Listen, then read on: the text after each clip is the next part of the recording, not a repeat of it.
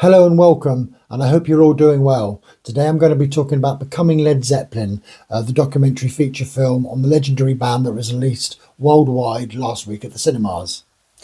Now, for me, this is the fourth time I've seen Led Zeppelin at the cinema throughout the decades.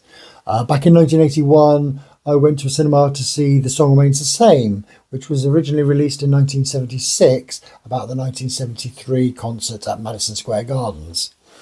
And at that time, this was the only visuals of the band you could see. Notorious in the 70s, they didn't do TV interviews or play on the TV or release singles. So this was the only thing we had for decades. You could buy it on VHS and Betamax videos as well at that time. So we had to wait another 20 odd years at least before anything else was released. And back in 2003, there was the 5.5 hour career spanning live DVD, full DVD. And prior to its release, they did a 2-hour special at the cinemas worldwide. And I managed to win a ticket to one of the premieres up in Birmingham in the UK at the Odeon.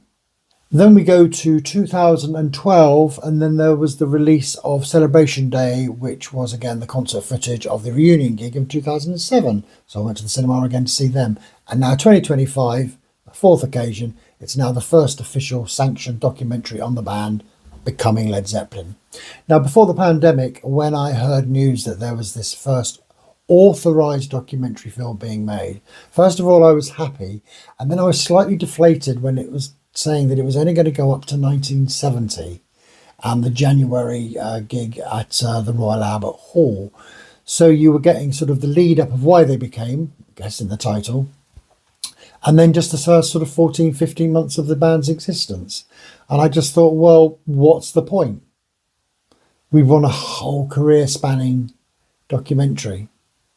Anyway, now I've seen this film at the cinemas. I went back 2 days later to see it again because I loved it so much. And there are so many pluses to it. Opening credits, Good Times, Bad Times, the first song from the first album. And it introduced the world to the right foot of John Bonham. What a drummer. Funky, he had swing, syncopation. I'm not a drummer. I used to play the guitar, but I'm not a drummer, but I can listen, and I often do, just his isolated drum tracks on YouTube with him. Fabulous. This film has also got some unearthed audio of the late, great John Bonham. He hardly ever did any interviews, but he has as much voice in this film as the three remaining living members. And it's great. They get equal time. And to hear John talking about his mates in the band is fantastic. And also to hear the remaining members and see them listening to John through this audio for the first time of their fallen comrade is really, it brings a human quality to this band. We've read the stories, we've read the books, The Hammer of the Gods. I know a lot of people want to hear all about that. For me, it's all about the music, and I'd want to hear a career-spanning thing about them. But for now, we have Becoming Led Zeppelin. So we have the lead up, all the different band members of what they were doing prior and how they got to meet up. And then it focuses on the first 14 months of the band's existence to the Albert Hall gig in 1970, and just after the release of Led Zeppelin 2. And then they were on the precipice of being the top band, well, the biggest band of the 1970s, one of the biggest bands of all time. And I urge you to go along before it comes to the TV platforms, because to hear Led Zeppelin, Dazed and Confused, Your Time Is Gonna Come, the recording process behind Whole Lotta Love and how Jimmy came up with that avant-garde middle section, it's fantastic. So go along and listen. And I'll leave you with a part of a review that Phil Alexandra, for a contributing editor from Mojo magazine, said. He says it more eloquently than me, but I totally agree with him.